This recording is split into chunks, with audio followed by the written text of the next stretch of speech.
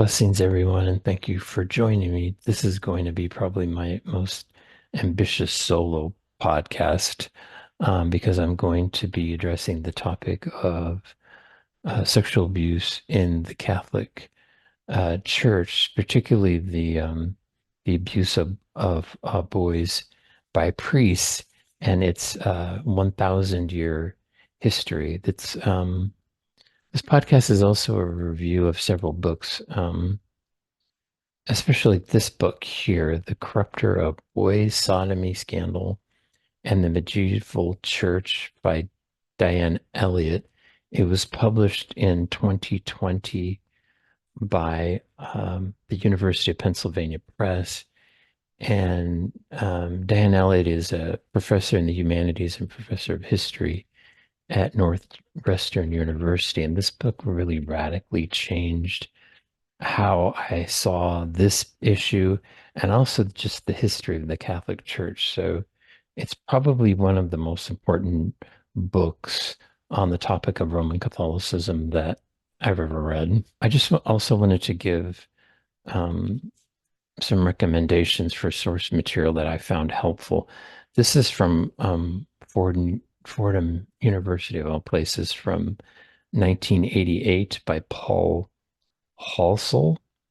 And the title of this article is "The Experience of Homosexuality in the Middle Ages."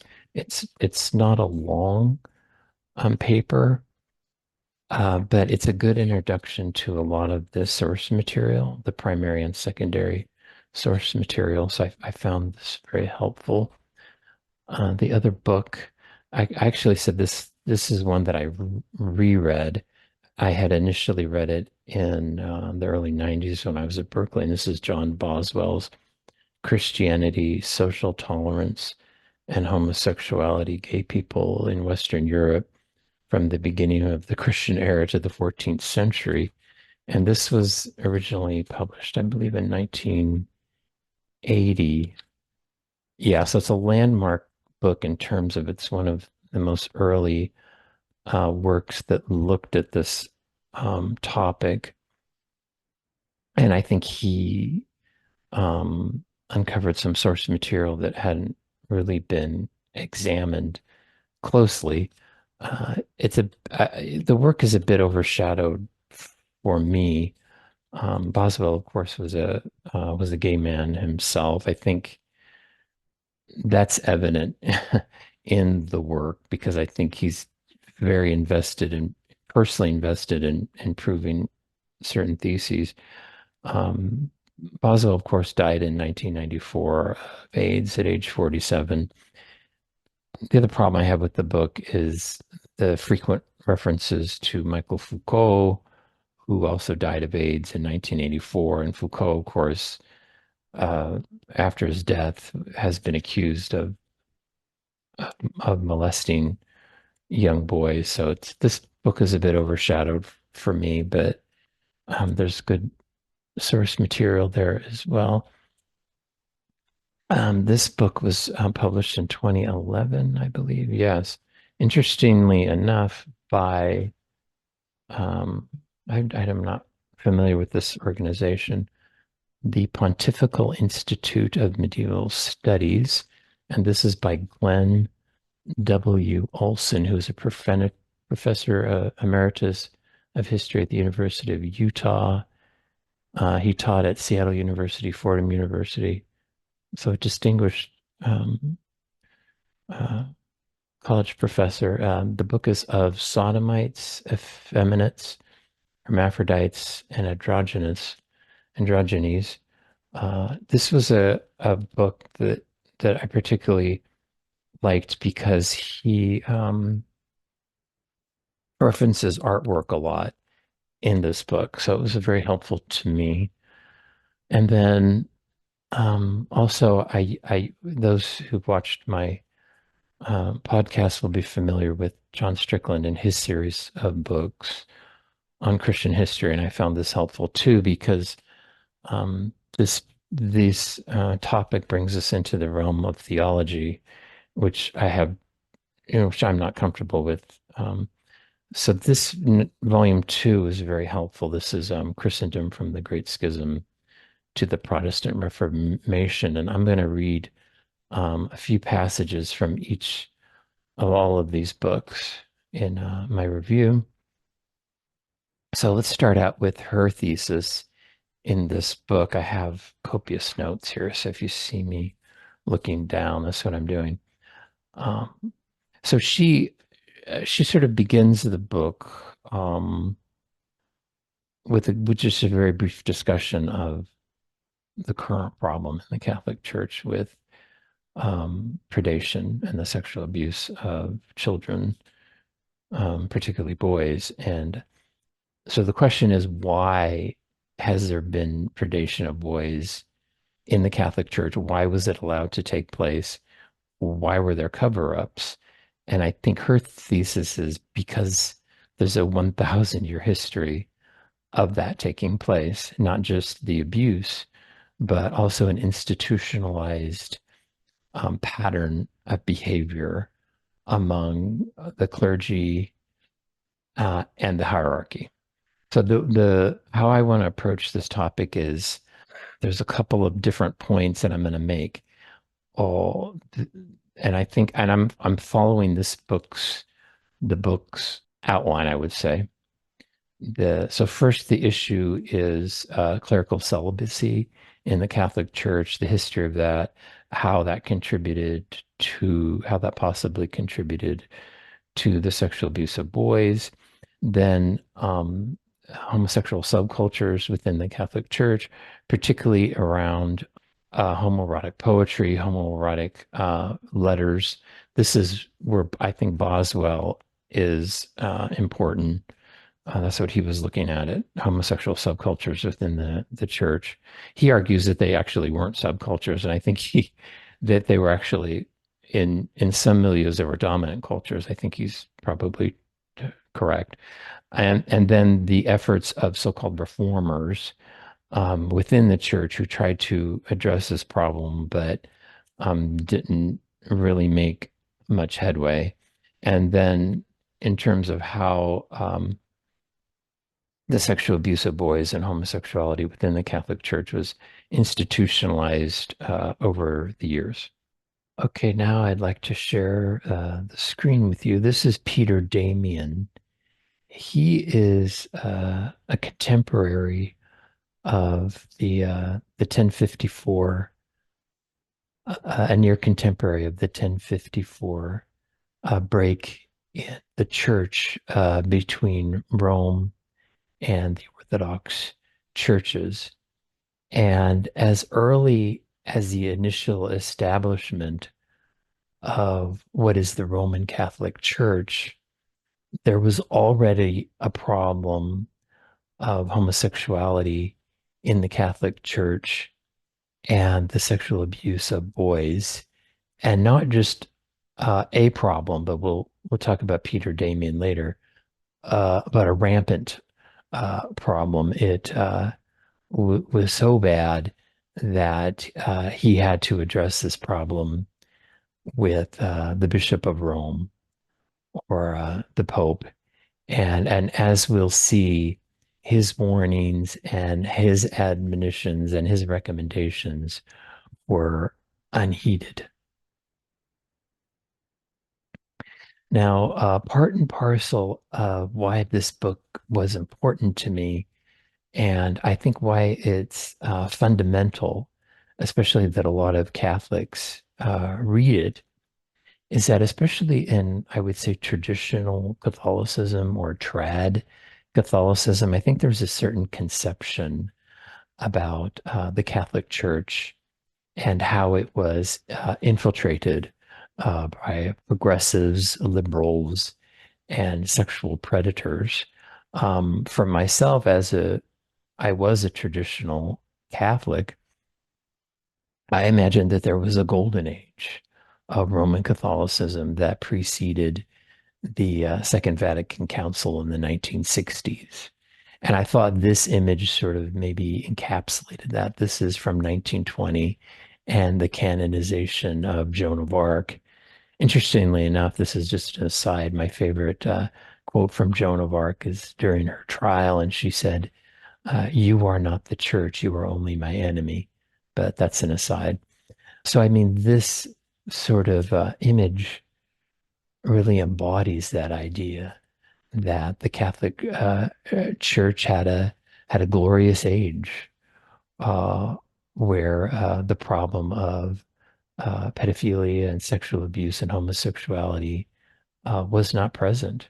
And that coincided with theological and liturgical certitude that was very much brought into question after the Second Vatican Council.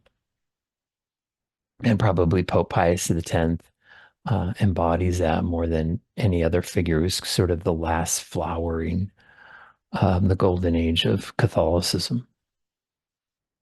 Now, this was the era that I grew up in, which was the post-Vatican II period. And here we have the guitar folk mass of the 1970s in particular, but it did uh, persist into the 80s. I remember it very well.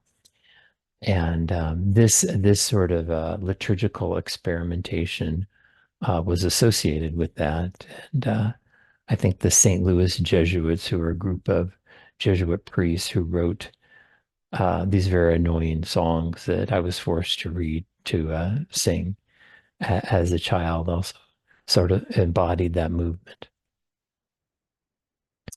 And within traditional Roman Catholic circles, I think there's a desire to explain how this had happened. And in these sort of apocalyptic visions, especially maybe Fatima and this one at La Salette, which took place in France, that fostered this idea that the devil would take over the Vatican. And then you have other theories. This is Bella Dodd, who was a communist agitator here in the United States, and she claimed to have placed communists in Catholic seminaries. Whether that was true or not, it doesn't really matter because, as I'll talk about in this podcast and the book explains, at this point, the problems in the Catholic Church were already 1,000 years old. And then this brings me to this image, which I've talked about before in other podcasts, and I've also written about it on my blog. This is from Vézelay, which is again contemporaneous with Peter Damian and when Rome left, split from the Orthodox churches. So this is really the foundational period of the Roman Catholic Church. And in this major basilica of Mary Magdalene, which is at Vézelay, you have an image of the rape of a boy. For those who aren't familiar with this story from Greek mythology, excuse me, oftentimes Zeus would take some other form because he did this repeatedly. Um, if he saw a mortal human, man or woman, he would take on some other form, like in this case, a bird, and he would ravage this person. And Ganymede was a boy who he had noticed, and he took uh, took the boy and raped him. And here you have this demonic visage here.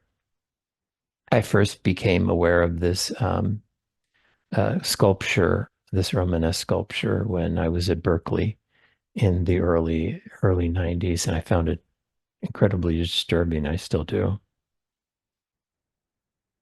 Now, part of this discussion about the problem of homosexuality and the predation of boys, interestingly enough, I'm going to start with Augustine, who who was a very important theological figure in the West, but who was actually not. His writings weren't known in the East until much later. And here, Father Strickland's books are very helpful because I'm not real familiar with these arguments in theology. But here he talks about original sin. For Augustine, this condition had two grievous effects. on the human race, which he considered a massive damnation. First, it transmitted the actual personal guilt of Adam. Second, original sin resulted in the degradation of human nature itself. All desire that is not directed towards God is therefore corrupt, something Augustine called concupiscence. Here he emphasized sexual desire in particular. This is related to what we're talking about in terms of the sexual abuse of boys, in terms that they could, children themselves could be perceived as the seducer in sometimes in the case of a sexual relationship between a child and an adult. And sadly, enough is misguided, to say the least, as that theory might be. It persisted into the modern age.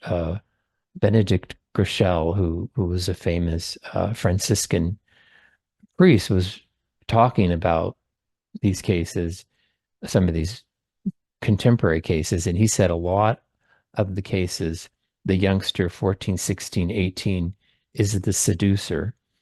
Interestingly enough, he did work with pedophile priests, oftentimes returning them into ministry.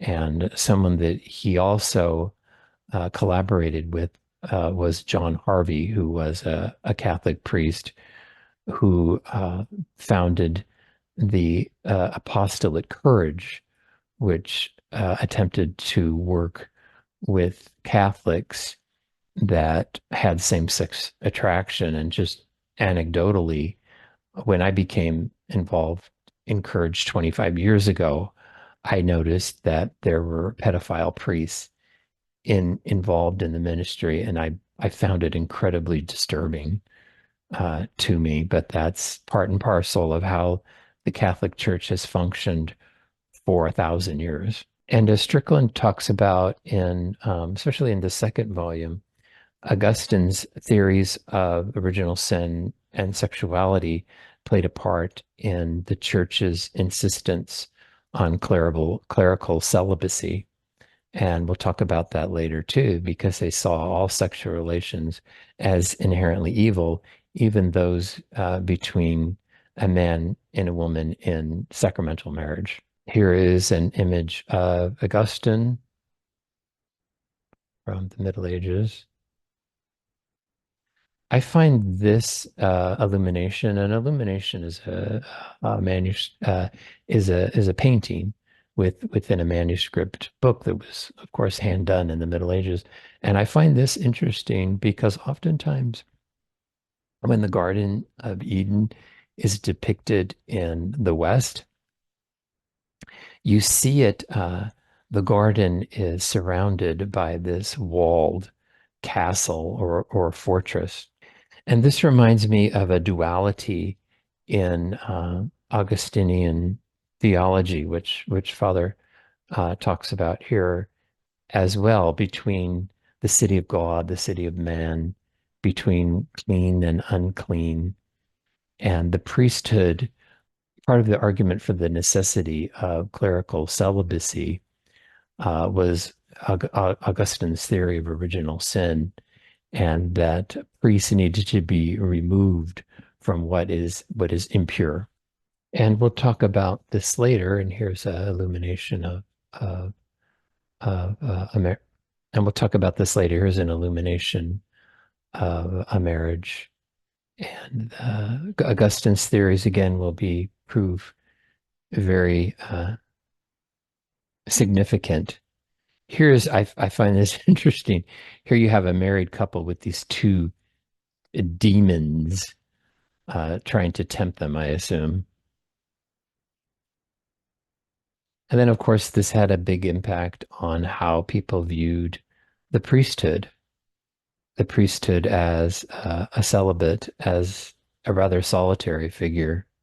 I thought this was interesting because when I went to Fontainebleau in the year 2000, 2000 or 99, 2000, in the East, there isn't there isn't a liturgy where the priest celebrates it by himself or with just maybe one server.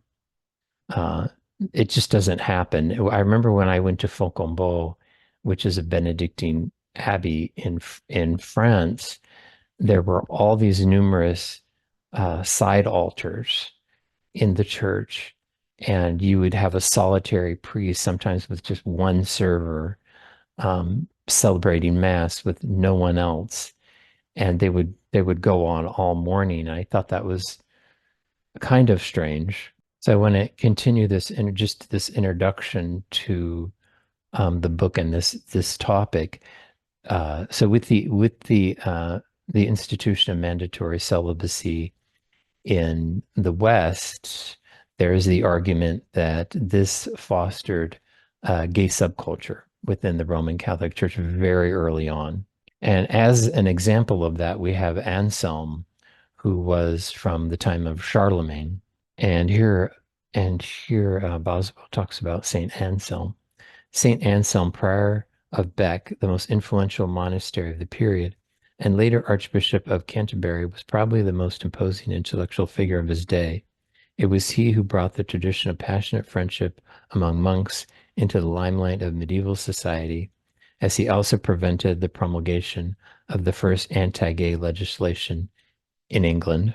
At this time, under Charlemagne, you had what was called the pseudo-Isidorian and false decretals, and these documents protected corrupt bishops and made it very difficult or impossible to hold them responsible or convict them of any wrongdoing. It's interesting here that Diane Elliott right, writes the culture of pederasty that was customary in the classical world was covertly sustained among the medieval clergy.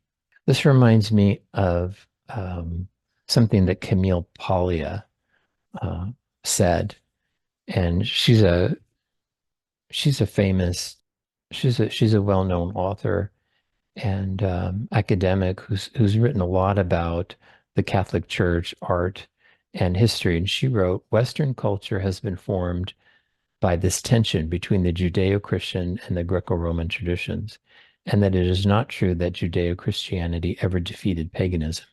In fact, paganism went underground and has erupted at various moments, at the Renaissance in Renaissance art, in Romanticism, and now again in modern popular culture.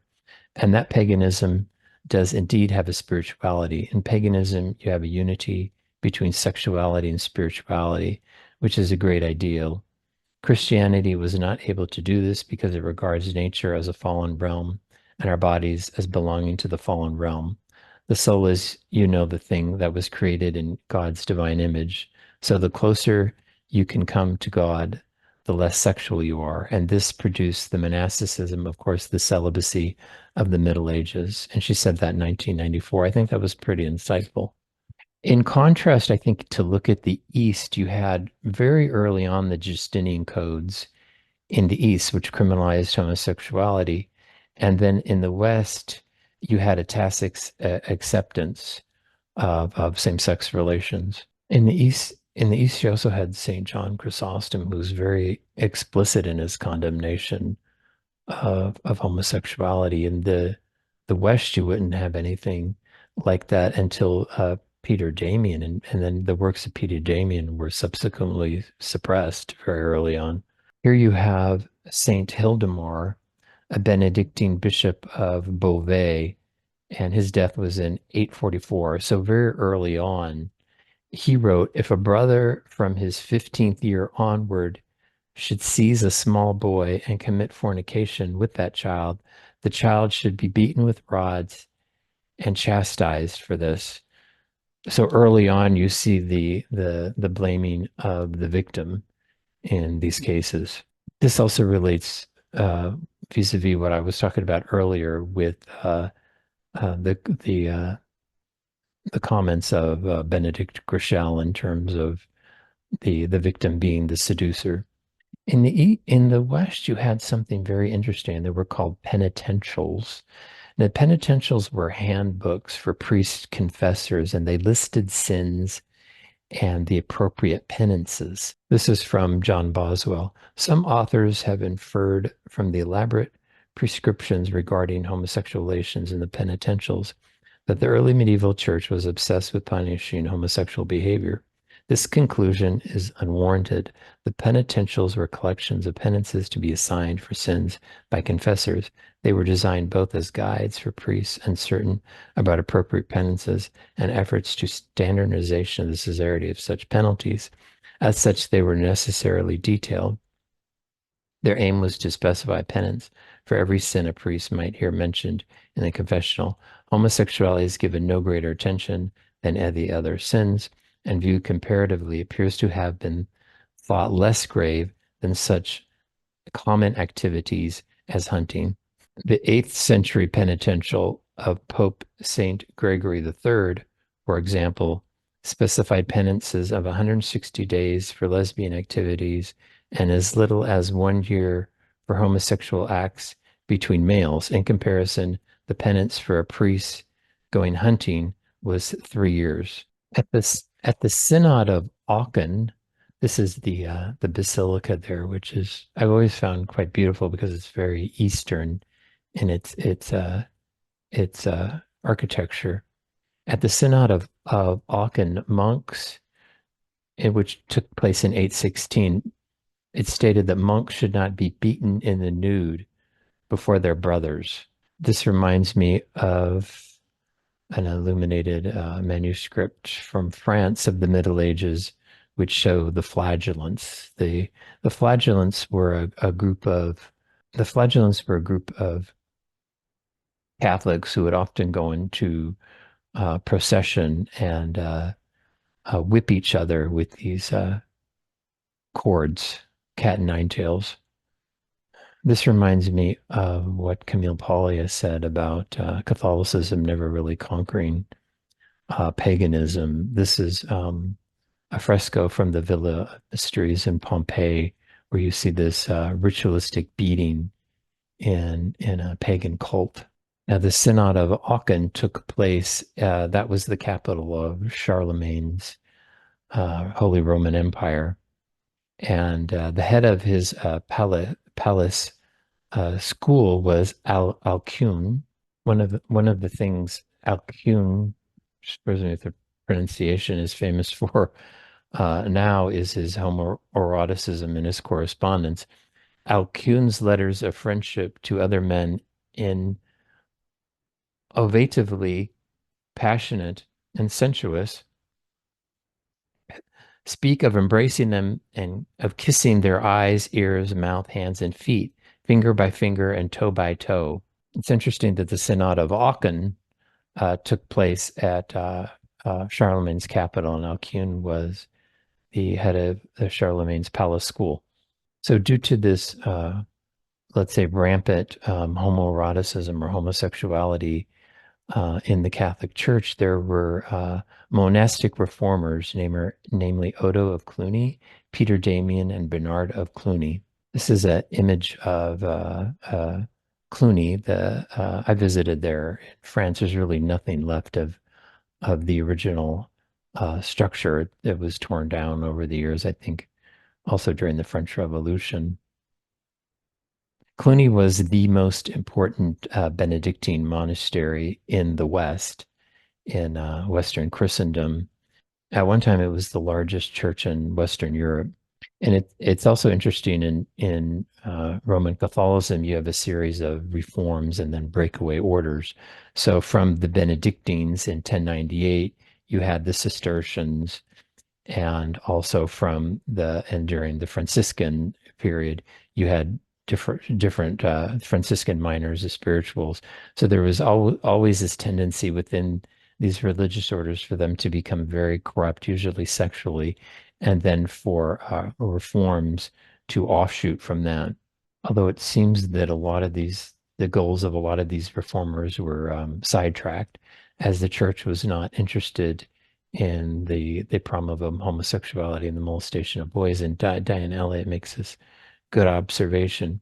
Rather than looking inward to the threat of same-sex relations among the clergy, they directed their attention outward to the threat of the clergy's sexual relations with women. And she continues here. The struggle for clerical celibacy is a dark story marked by unintended effects and tragic consequences. By insisting on absolute chastity, Western religious authorities were in essence constructing a capacious closet that accommodated all manner of sexual behaviors, male, female, male, male, human beast, solitary acts, and the places in between. So then you had a rather brave figure like Peter Damian, who tried to draw attention to this problem, but his book was suppressed by the Catholic Church. And then there was a subsequent shift to clerical male-female relations. Now, was this a diversion? Possibly. I think you still see it sometimes, especially in traditional Catholic circles, where if anybody, and I've experienced this myself. If anybody brings up the issue of the sexual abuse of boys in the Catholic Church, there's a lot of whataboutism. Like, well, what about that which takes place in Orthodoxy? Or what about the sexual abuse of children in public schools? Well, yes, those things do take place, but we're talking about the Catholic Church. So there's a lot of diversion. And then clerical celibacy was equated with heresy. So if you were opposed to mandatory celibacy, you were a heretic. And then in 1139, eventually the Second Lateran Council declared mandatory celibacy for all priests. And Diana Elliott writes this: the routing of the married clergy was immediately followed by a flourishing of homoerotic literature in clerical circles. Although Peter Damian's admonitions about homosexuality and the abuse of boys in the Catholic Church were routed and suppressed, his admonitions against clerical marriage were not, interestingly. This is from the Glenn Olson book. The question of sodomy aside, much of what Peter Damian writes suggests that he could hardly imagine a life in which both prayer and sexual relations coexisted. That is, could hardly imagine a Christian married lay life. There are some passages in which he views marriage in Augustinian fashion as a form of charity, the goal of cultic purity, which even in the 7th and 8th centuries had led to increasing marginalization of married clergy, seemed unattainable without insistence on clerical celibacy, the sign of purity. And I think this goes to kind of a bifurcation of society that Father Strickland talked about in his book, and Olson mentioned here, that the removal of the clergy from sort of everyday life, and now that they were celibates, they were sort of a different class of person. And Olson makes this argument too, that the clerical order was separated from the laity, and it sort of emphasizes these different spheres of purity and impurity. And there were people who worked, people who fought, and those who prayed. That's a quote from, or a summarization from Olson's book. And here Boswell talks about this period. Astounding amount of gay literature which issued from the pens of clerics during this period. Although these writings varied in tone from the grossly sensual to the loftily idealistic, almost all were composed by priests and bishops in good standing. Probably the worst example of this is Marbod of Rennes. He was a bishop and he died in 1123. This is from the Olson book. The aim of his early poems was the proclamation of his love to both men and women. But we also have a poem in an assumed voice, which in old age speaks of a life of loving girls and women, boys and men. Alongside these poems stood other poems rejecting venereal love, and others still in praise of chastity.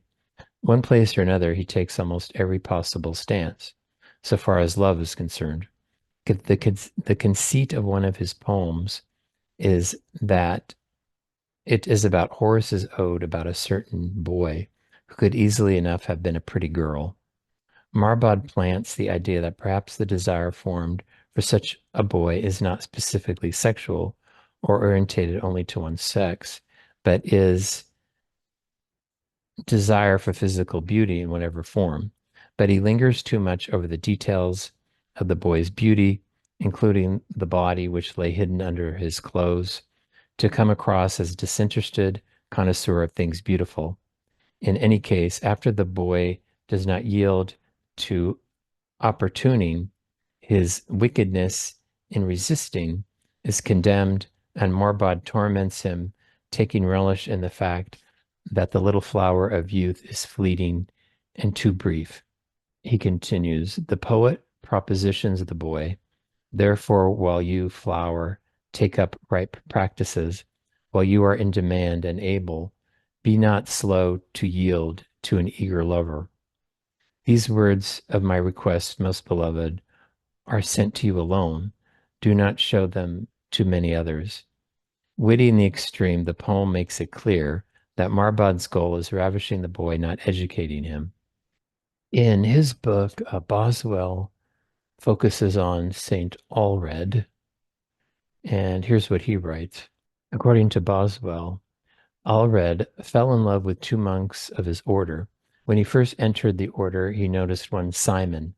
The rules of our order forbade us to speak, but his face spoke to me, his bearing spoke to me, his silence talked. And their friendship was the mainstay of his life until Simon's death.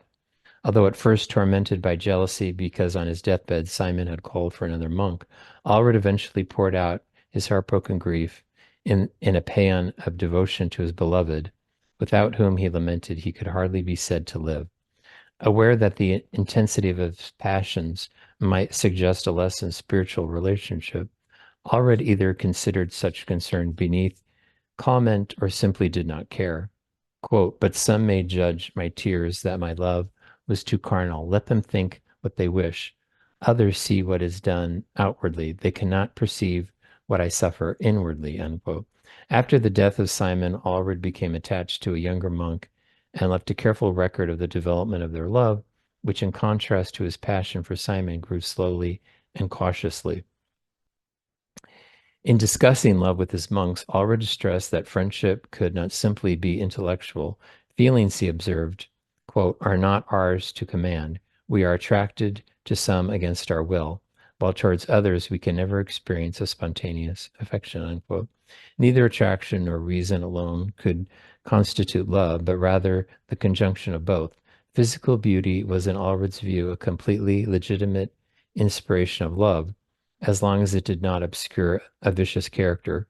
Carnal relationships were not desirable for monks committed to a life of celibacy, but even in these, Allred could see some good. They did afford the joy felt by lovers, and they could be used as stepping stones to a loftier relationship involving the two lovers and God. Even for celibates, Allred did not discourage physical expressions of affection. As abbot, he allowed his monks to hold hands and otherwise express affection.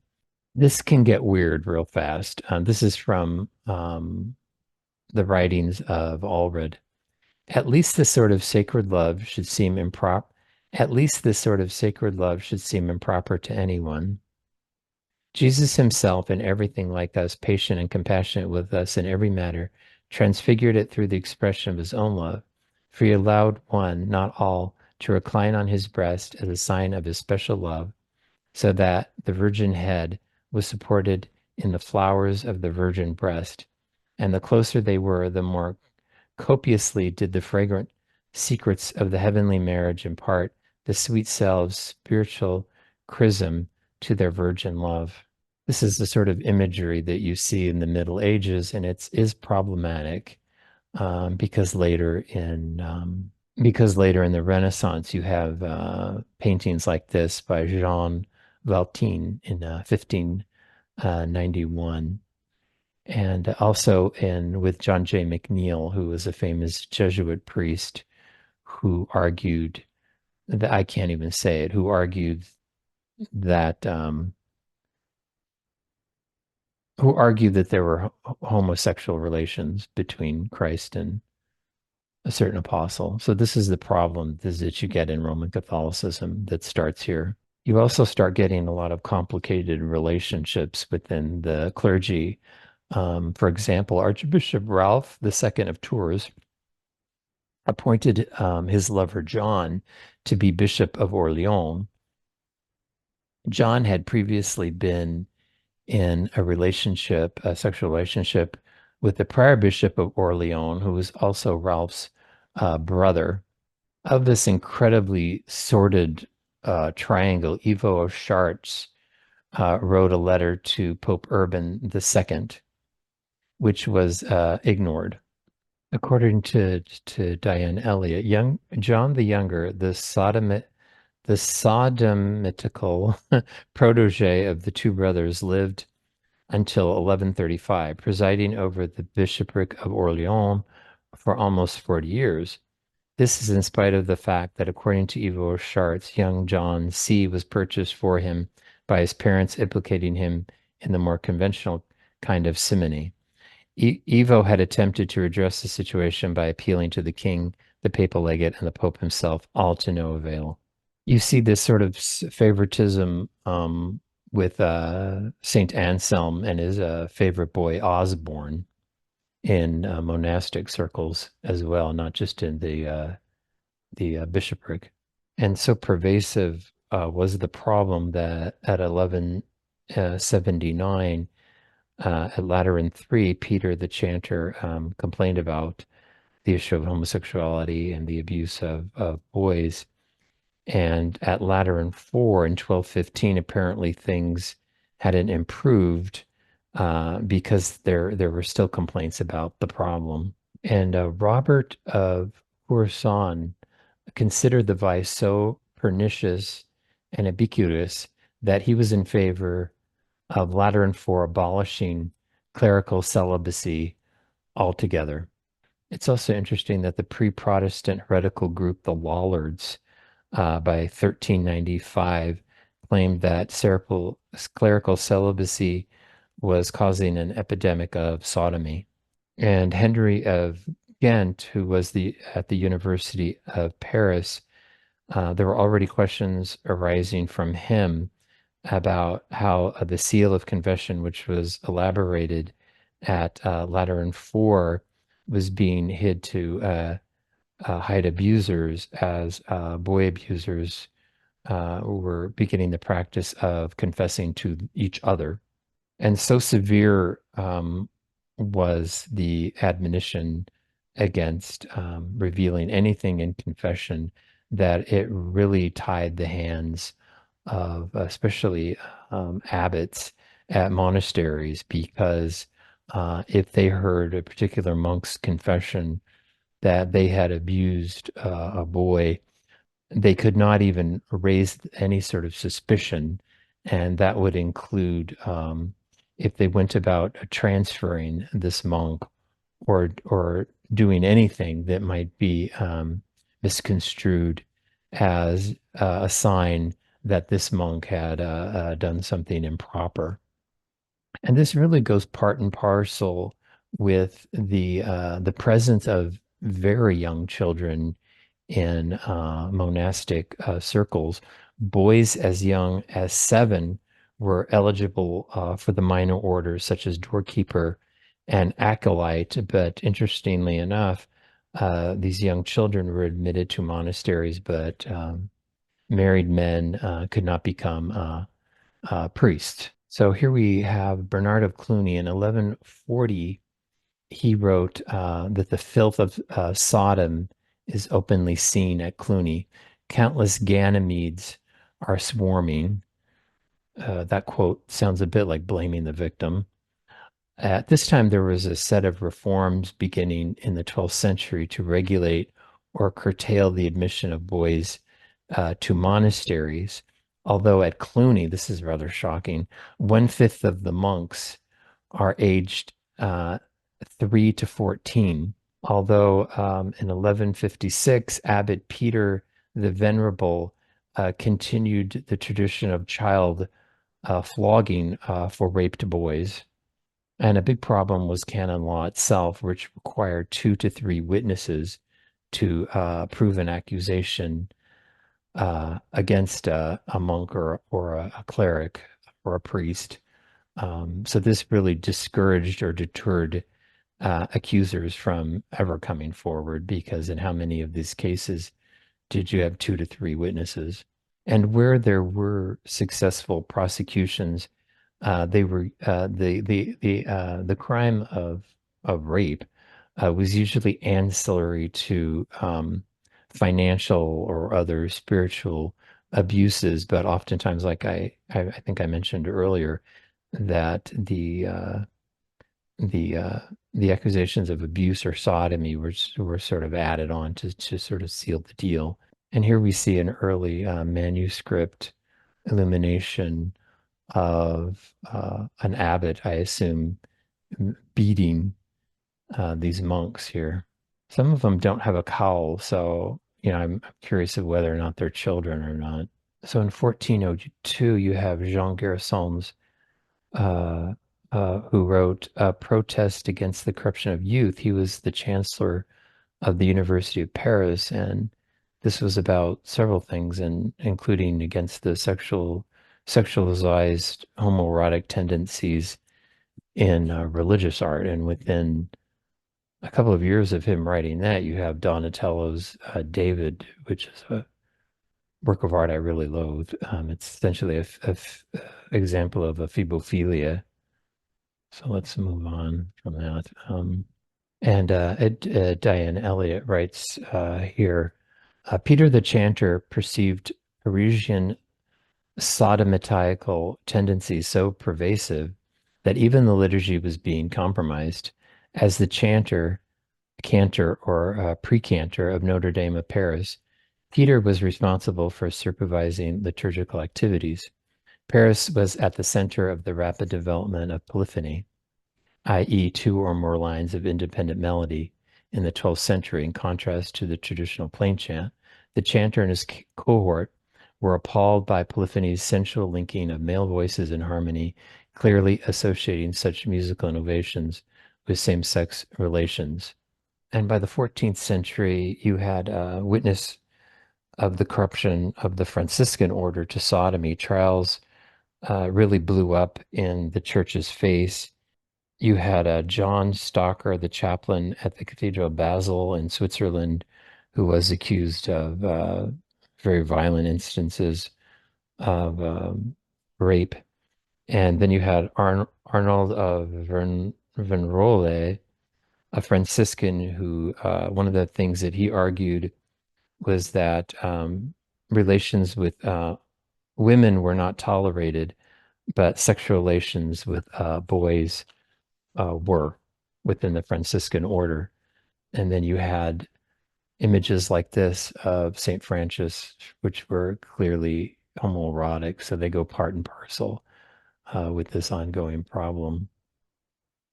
From 1432 to 1502, you had the office of the knight in Florence. So, I mean, Florence was a hotbed of Catholicism, homosexuality, and the sexual grooming of boys. For example, Michelangelo, who was apprenticed to in the Medici schools, who experienced a grooming and abuse. And of course, you have counter reactions when you have that much corruption. You had someone like Savonarola. And so during this late 15th century period, you had this Office of the Knight, which was sort of like a vice squad to pick up people who were engaging in homosexuality, usually in public at sort of these cruising locations. And this was one of the locations in Florence, the Ponte Vecchio bridge. Uh, uh, this kind of reminded me of how this uh, continues to this day. I remember it made worldwide headlines when the singer George Michael was picked up in LA for cruising, being accused of cruising the public toilets there. So lo and behold, when this Office of the Knight started to patrol uh, the cruising areas of Florence, who were they primarily picking up? It was priests and clerics, Catholic priests and clerics. They were primarily picking up. So that's where the Catholic Church had gone in about less than 400 years. This reminds me of something unfortunate that the predators, cruisers, and exhibitionists in the 20th century have moved online. And just doing a search on the internet, I had no difficulty finding numerous, I actually had to limit them, numerous articles, news articles detailing Catholic priests who had been picked up in either sting operations, trying to solicit minors online for sex. So, since that Renaissance time in Florence, absolutely nothing has happened, changed. Just the predators have the predators slightly adapted their MO. And it's really no sort of, I keep going back to the flagellants.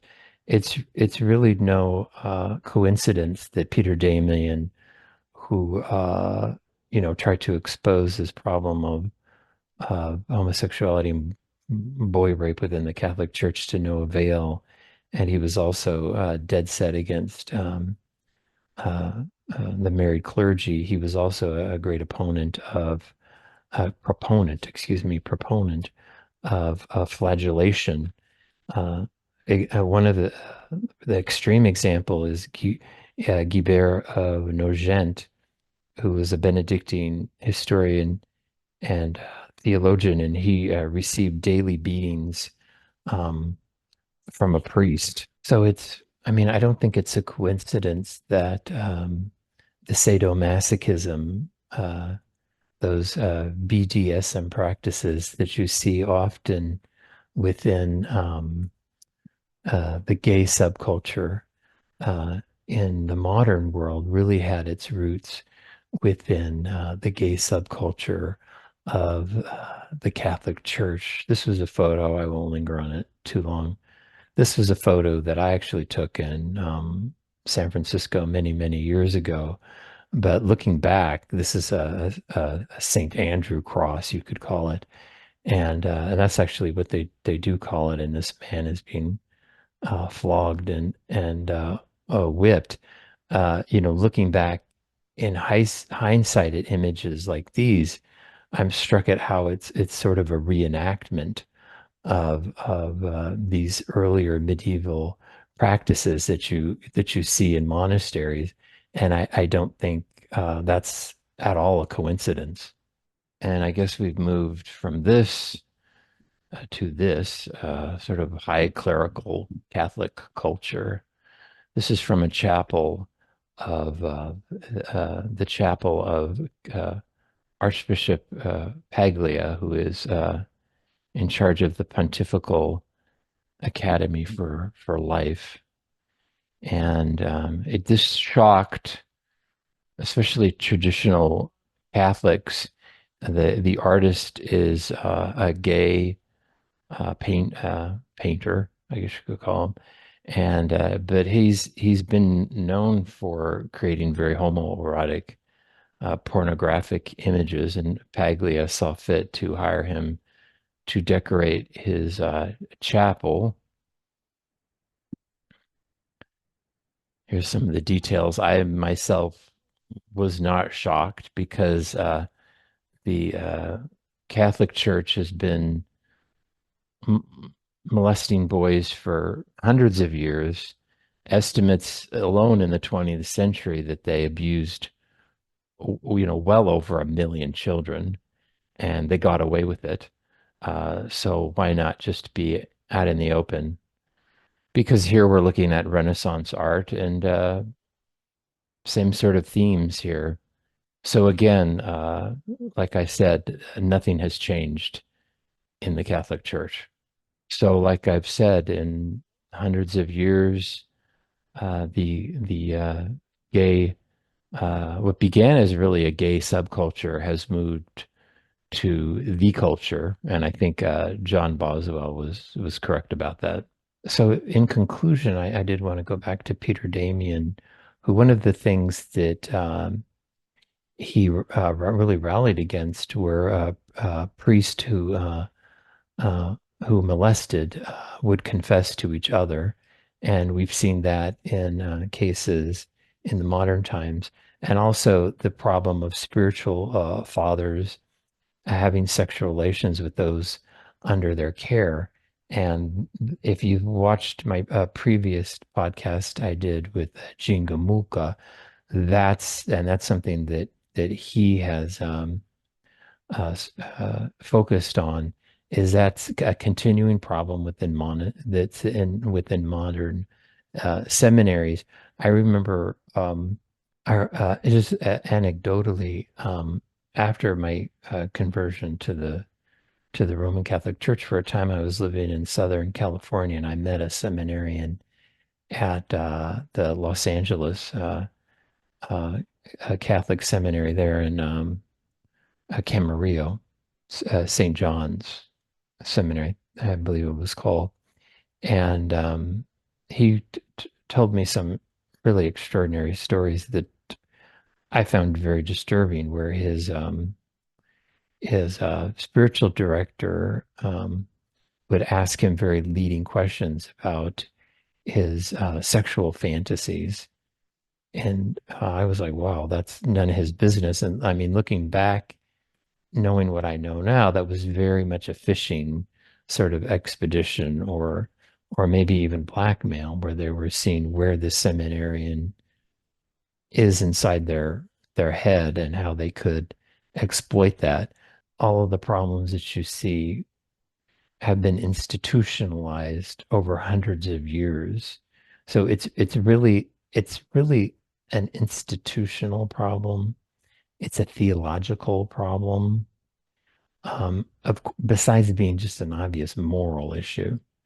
So I think this issue of homosexuality and particularly the sexual abuse of boys is inherent within the Catholic Church. It's not a bug, it's a feature. Thank you.